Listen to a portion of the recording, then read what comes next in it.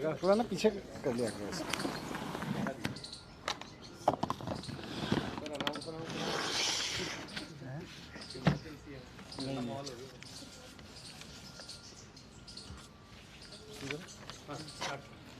तो हिमाचल प्रदेश में आम आदमी पार्टी को लोग एक विकल्प के रूप में देख रहे हैं। भारतीय जनता पार्टी वहाँ पर दो तरह के नुकसान झेल रही है। एक तो कोई क्रेडिबिलिटी नहीं बची है लोगों के बीच में अब ये उम्मीद नहीं है कि भारतीय जनता पार्टी हिमाचल प्रदेश में कुछ करके दिखा सकेगी। हिमाचल के लोगों को बिल्कुल इस बात की उम्मीद नहीं है कि वहाँ भारतीय जनता पार्टी से ये अपेक्षा की जाए कि वो स्कूल पे, अस्पताल पे, रोज़गार पे, बिजली पे कुछ काम करेगी। ऐसी हिमाचल प्रदेश में चारों तरफ से निकल के आ रहा है। और दूसरा, अब आम आदमी पार्टी की बढ़ती लोकप्रियता से घबरा के जिस तरह से बीजेपी अब बौखलाई हुई है, जिस तरह से छटपटा रही है और वो आम आदमी पार्टी के ऐसे लोगों को भी पार्टी में शामिल कर रही है जिनको पार्टी खुद निकालना चाह रही थी। वैसे में बीजेपी के जो सीरियस कार्यकर्ता हैं, जो सोचते थे हिमाचल के लिए कुछ हो, उनको भी अब लग रहा है कि अब उनकी पार्टी कुछ नहीं करेगी, तो वो अब बड़ी संख्या में छोड़ के आम आदमी पार्टी ज्वाइन कर रहे हैं।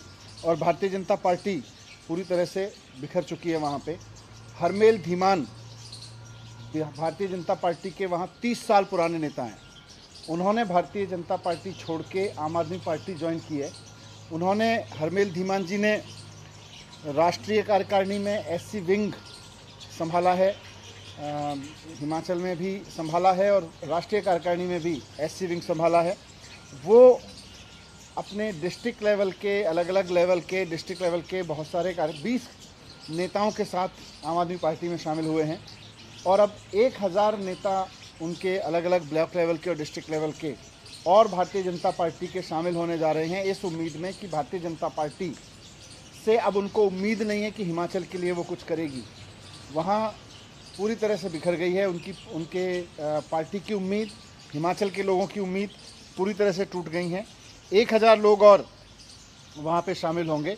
और जिस तरह से पंजाब में और दिल्ली में स्कूल में, अस्पताल में काम हुआ है, बिजली पे काम हुआ है, वैसे ही सरकार बनाने के लिए अब हिमाचल के लोग और ये लोग जो अब और अलग अलग पार्टियाँ छोड़ के आ रहे हैं और ख़ास तौर से भारतीय जनता पार्टी से निराश होकर आ रहे हैं, सब मिलके एक नए हिमाचल की इबारत लिखना शुरू करेंगे।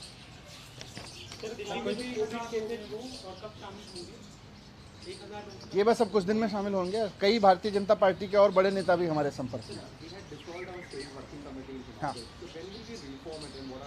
तो वी आर वर्किंग, क्योंकि अब वहाँ हिमाचल के प्रति एक और एक्टिव डेडिकेटेड लीडरशिप को वहाँ खड़ा करना है। क्योंकि अब वहाँ बहुत एक्टिव हुए हैं, तो अब धीरे धीरे पार्टी बदलेगी वहाँ पे। तो फिर दिल्ली के स्कूलों में भी अब कोविड के मामले सामने आने लगे हैं, क्या कुछ स्थिति है? कुछ स्कूलों में कितने मामले मिले? देखिए, कोविड के ओवरऑल दिल्ली में देखें तो मामलों में थोड़ी सी बढ़ोतरी हुई है, पर अभी तक इसमें कहीं भी कोई ऐसी चिंता की बात नहीं है, क्योंकि हॉस्पिटलाइजेशन नहीं है। ये जो वेरिएंट है ये भी ओमिक्रॉन जैसा या ओमिक्रॉन के उसी पे है। और अभी तो इसकी जीनोम सीक्वेंसिंग और इन सब का भी होना बाकी है कि ये पुराना ही वेरिएंट चल रहा है क्या। तो कहीं से भी हॉस्पिटलाइजेशन बढ़ने की खबरें नहीं आ रही हैं।